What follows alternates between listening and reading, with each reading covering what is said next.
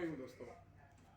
2-3 दिन पहले मैं कासिम अली शाह की एक वीडियो देख रहा था जिसमें वो बता रहे थे कि यूट्यूब पे कौन कौन सी उन्होंने गलतियां की या कौन कौन सी ऐसी मिस्टेक्स हैं जिनसे वो सीखे हैं यूट्यूब पे। तो यूट्यूब पे किस तरह से आप ग्रो कर सकते हैं, आप यूट्यूब चैनल से जो अर्निंग करते हैं उसको किस तरह बेटर कर सकते हैं और अपनी अर्निंग उसको बढ़ा सकते हैं।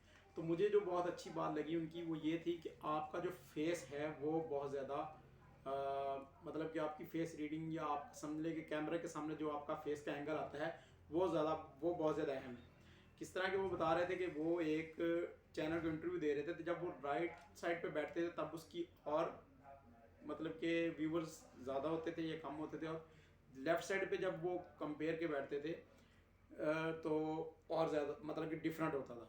तो क्या है कि आपका जो एंगल है कैमरे के सामने आने का, ये भी बहुत ज़्यादा मैटर करता है।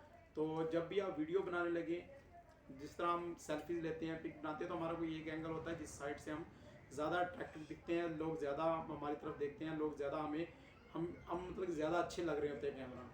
तो सेम यही बात है, जब आप वीडियोज़ बनाने लगे तो तब भी आप अपना एक एंगल देख लें कि आप किस एंगल में आपकी वीडियो बेस्ट आती है, कौन सी ऐसी लोकेशन है, किस जगह पे आपकी सेल्फी पे ज़्यादा आप अच्छी वीडियो बना लेते हैं, या आप स्ट्रेट कैमरा रख के ज़्यादा अच्छी बना लेते हैं, आप पोर्ट्रेट में ज़्यादा अच्छी बनाते हैं, या लैंडस्केप में आपकी वीडियो ज़्यादा अच्छी आती है।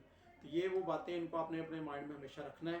तो इंशाल्लाह आपका यूट्यूब चैनल ग्रो होगा और आपकी वीडियोज़ पे ज़्यादा से ज़्यादा व्यूज़ आएंगे। अल्लाह हाफिज़।